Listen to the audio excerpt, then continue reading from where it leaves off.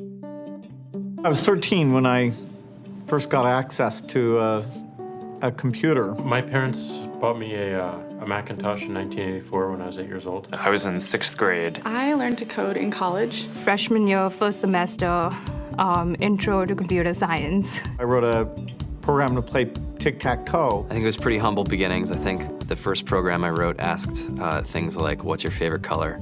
Or how old are you? I first learned how to make a green circle and a red square appear on the screen. The first time I actually had something come up and say, hello world, and I made a computer do that. It was just astonishing. Learning how to program didn't start off as wanting to learn all of computer science or trying to master this discipline or anything like that. It just started off because I wanted to do this one simple thing. I wanted to make something that was fun for myself and my sisters. And I wrote this little program and then basically just add a little bit to it. And then when I needed to learn something new, I looked it up either in a book or on the internet and then added a little bit to it. It's really not unlike kind of playing an instrument or something, or playing a sport.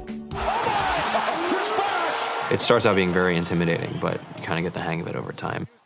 Coding is something that can be learned, and I know it can be intimidating. A lot of things are intimidating, but you know, what isn't? A lot of the coding that people do is actually fairly simple. It's more about the process of breaking down problems than sort of coming up with complicated algorithms as people traditionally think about it. You don't have to be a genius to know how to code. You need to be determined. Addition, subtraction, that's about it. You should probably know your multiplication tables. You don't have to be a genius to code. Do you have to be a genius to read? Even if you want to become a race car driver or play baseball or build a house, all of these things have been turned upside down by software. What it is, computers are everywhere. You want to work in agriculture? Do you want to work in entertainment? Do you want to work in manufacturing? It's just all over.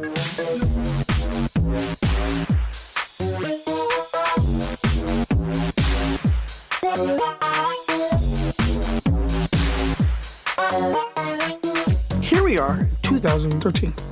We all depend on technology to communicate, to bank, information, and none of us know how to read and write code. When I was in school, I was in this after-school group called the Whiz Kids, and when people found out, they laughed at me and, all these things. And I'm like, man, I don't care. I think it's cool, and, I'm learning a lot, and some of my friends have jobs. Our policy is literally to hire as many talented engineers as we can find. The whole limit in the system is just that there just aren't enough people who are trained and have these skills today. To get the very best people, we try to make the office as awesome as possible.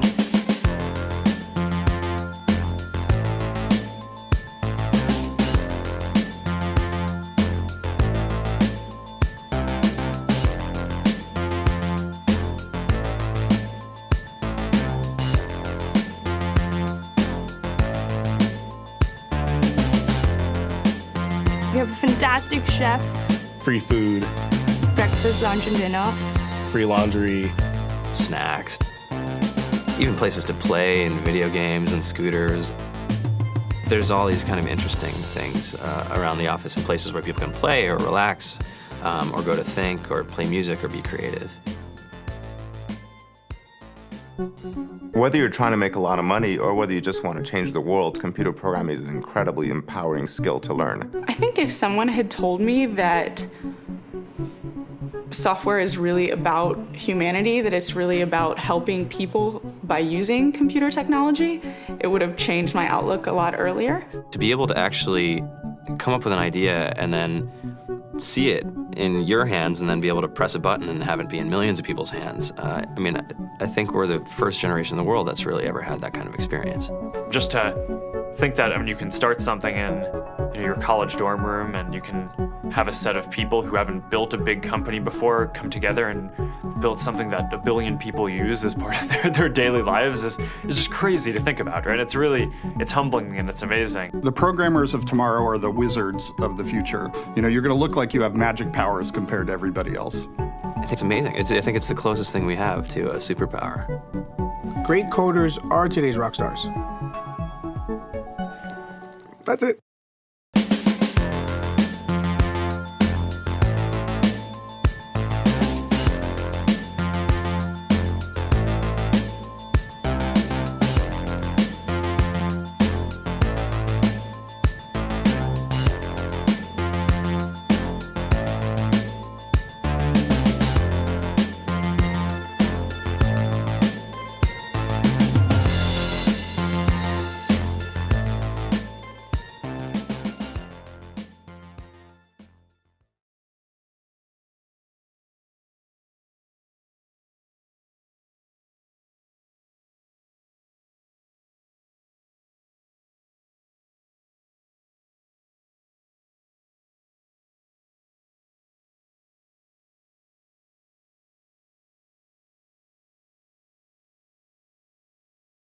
just in time. I believe I've isolated the algorithm for making friends. Sheldon, there is no algorithm for making friends. Hear him out. If he's really onto something, we could open a booth at Comic-Con, make a fortune. See, my initial approach to Kripke had the same deficiencies as those that plagued Stu the Cockatoo when he was new at the zoo.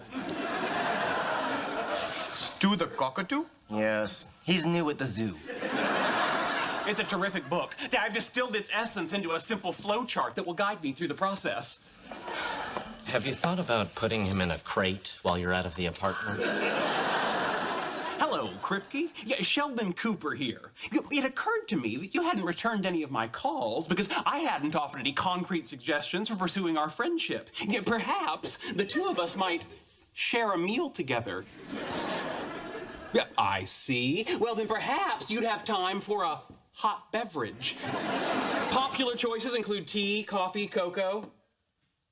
I see. No, wait, don't hang up yet. But what about a recreational activity? I bet we share some common interests. You tell me an interest of yours. Really? On actual horses? Tell me another interest of yours. Oh, no, I'm sorry. I have no desire to get in the water till I absolutely have to. Tell me another interest of yours. Uh-oh, he's stuck in an infinite loop. I can fix it. It's interesting, but isn't ventriloquism by definition a solo activity? Yeah. Wait, tell me another interest of yours. Is there any chance you like monkeys? Yeah, what is wrong with you? Everybody likes monkeys.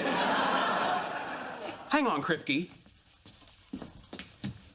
A loop counter and an escape to the least objectionable activity. Howard, that's brilliant.